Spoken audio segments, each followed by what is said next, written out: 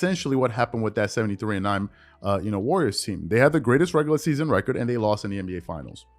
So it always perplexed me when people tried to say that they were the greatest team of all time. So I was like, okay, why do you say this? Now, some people out there have tried to frame an argument and put forward a case to say that no, this team is the greatest team of all time because they had the best record. And one of those people has always been Nick Wright. That's one of the biggest arguments he uses. And his favorite player of all time, LeBron James, has also used that very same argument by saying, I became the greatest player of all time when I beat the 73-9 Golden State Warriors. That's the argument that he used. But today, it seemed as if Chris Broussard, who was on First Things First, wasn't having any of it when they asked him who he thought which team was the best team in NBA history. So for those of you guys who missed this back and forth, we're going to play it right now and come back and react to it because we're going to have a lot of fun on this video. Take a listen to that. Good history, Nick. Real talk. That was good. Let me address quickly the 72 Lakers. I wouldn't say they're the best ever, or in the discussion, they had obviously a tremendous lineup, but half the best players in the world at that time were in the ABA, including Dr. J. So sure. I have to take them out of that.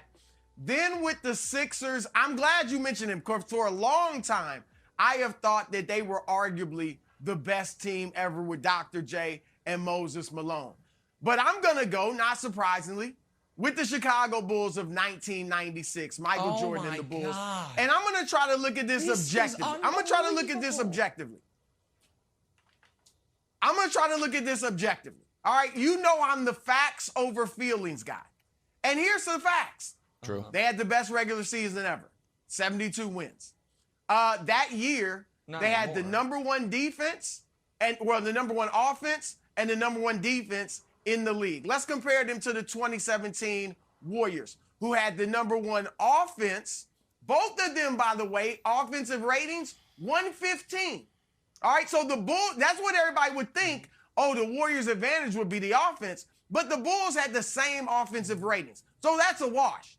Defensively, the Bulls were the best in the league. Golden State was second best in the league, but the Bulls' rating, 101.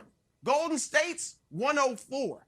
Here's the difference, Nick, between 3 points in defensive rating. I want to make it plain for the viewers.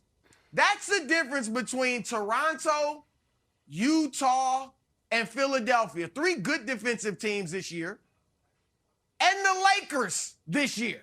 Okay, that's the type of difference we're talking about with 3 defensive points in defensive rating. So that's how much better that Bulls team defensively was than that Warriors team defensively. 3 of the 4 best defenders in that series would play for the Bulls. Pippen, Rodman, and Jordan. All right? Then the Bulls had a much tougher road to go through. You like the Sixers in 83. I liked them too. But the Bulls could handle size. They beat Alonzo Mourning and Tim Hardaway, 2 Hall of Famers in the first round. They beat Patrick Ewing in the second round. They swept Shaq and Penny in the third round and then handled Shawn Kemp and Gary Payton in the finals. 4 great big men. At that time, Kemp was even a great big man. Let's see who the Warriors went through. The Warriors went through Dame Dollar, Damian Lillard in the first round. Okay. They went through Rudy Gobert and Gordon Hayward. Donovan Mitchell wasn't even in Utah at the time. 2 guys I know you love, Gordon Hayward and Rudy Gobert. Okay. The third round, they went through LaMarcus Aldridge and a 39-year-old Manu Ginobili. Kawhi got hurt in the first game. All right. Then they faced some real competition in the finals with Cleveland. All right. Not to mention the best player in the game, in the series, would obviously be with the Bulls, Michael Jordan. But not only the best player, the best clutch player. And Nick, this seals the deal. Jordan was obviously clutch. He's got the most game-winning buzzer beaters in NBA history with 9.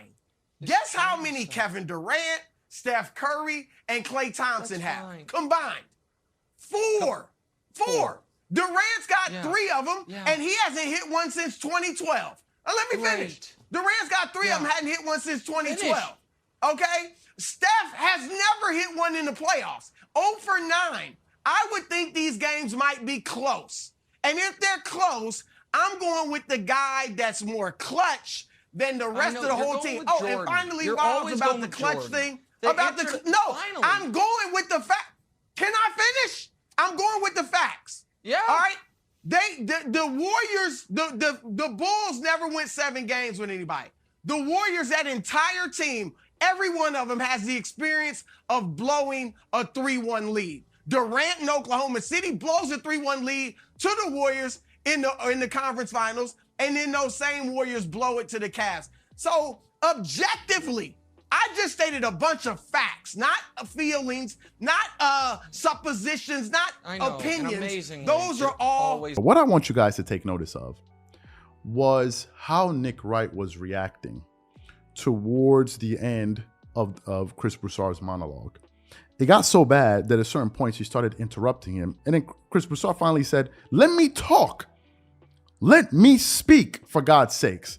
And this is what usually happens. Whenever you bring up this Michael Jordan thing, whenever Jordan brings this out of the Nick Wrights of the world, he brings all of this emotion out of these guys because they cannot stand hearing the truth.